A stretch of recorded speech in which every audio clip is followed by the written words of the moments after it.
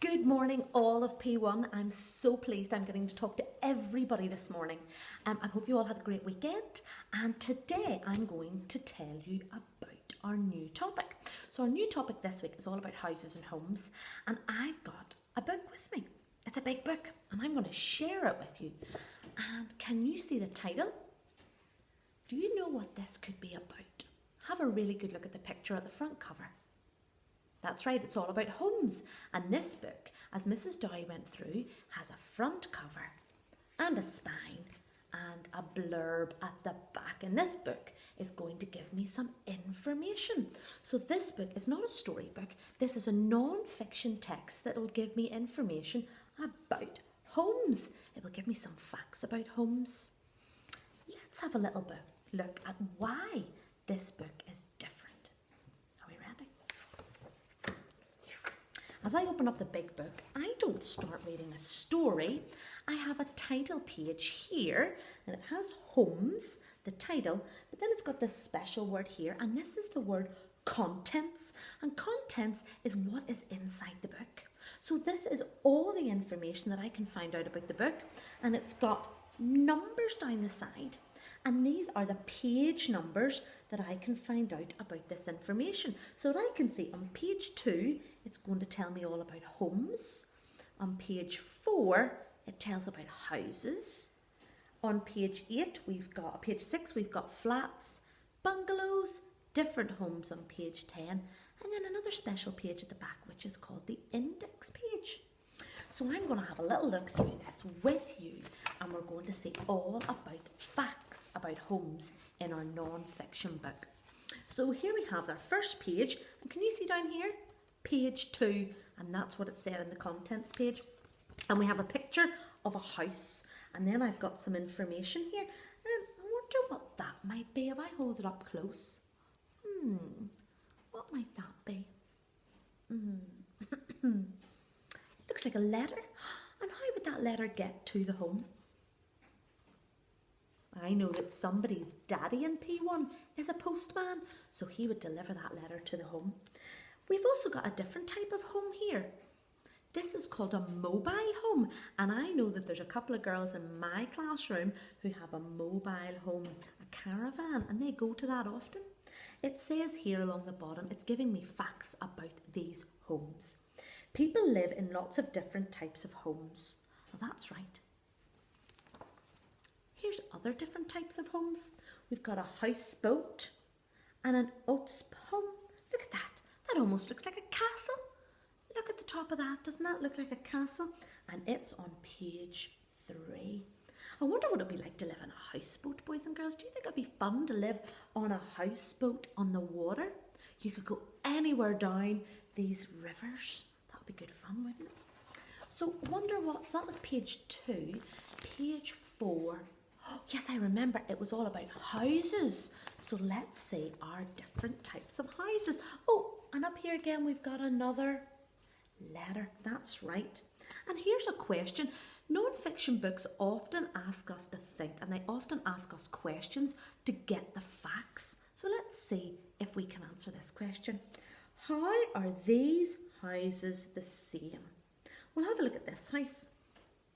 I wonder, does anybody live in a house like this? It's got its windows and its door. It's got a very special type of roof, and it's called a thatched roof. And this almost looks like a cottage. Let's have a look at some more houses. Oh, now these look a bit more familiar, don't they? This house up the top here, this house is in a row of houses when all these houses are joined together. And when you have lots of houses all joined together, they're called a terraced house. Can you say that? Terraced house. That's right. And then down below, on page 5, we have a picture of a house that has one neighbour. So he has one neighbour, so this house is joined to one house, and this house is called a semi-detached house. Can you say that? Semi-detached. Brilliant. So maybe some of you live in a terraced house, and maybe some of you live in a semi-detached house. We can't wait to see the photographs of your houses when you put them up on Seesaw. And on page 6, if I remember, it tells me about flats, another different type of a house with a letter. How are these flats all the same? Now, if you take a really good look at the picture, you could see all of the windows. Do they look all the same? Maybe the doors are all the same.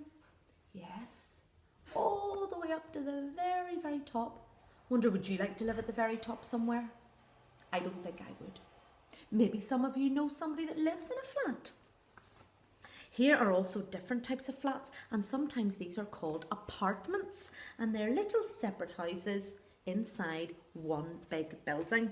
And here's another row of flats, but there are shops underneath them. So there's another different type of a house. We're learning lots today about different houses.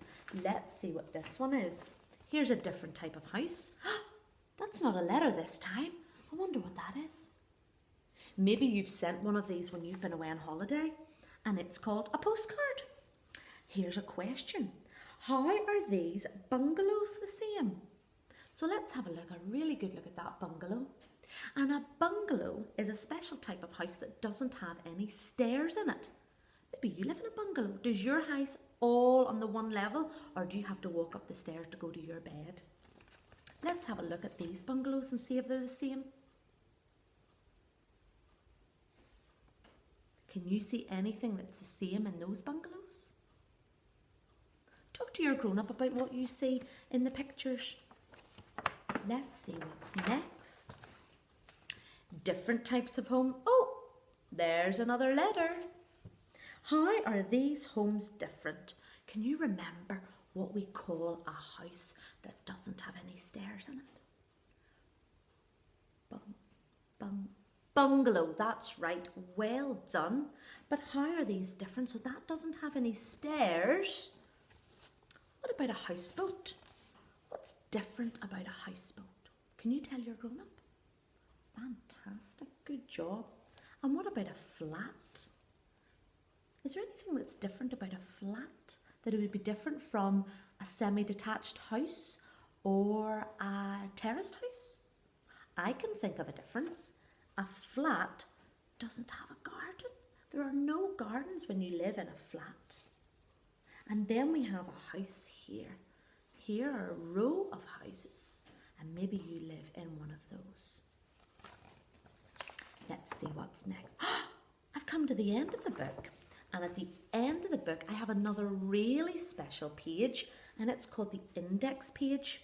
And the index page is used as a quick guide if I want to find out about one thing. So say I want to find out about a mobile home. I only want to find out information about a mobile home. I would look for mobile home and I could turn to page 2. Isn't that clever? If I wanted to find out information about a flat, I could go to page 6 and I could go to page 11. That is really clever. So all the information is in the index at the back of the book with page numbers as well. So boys and girls, that is the end of our big book. But your job today is to go out and have a look at your house and go out and see if you can tell your grown-up anything you remember from our book. Is your house a terraced house? Do you have a garden?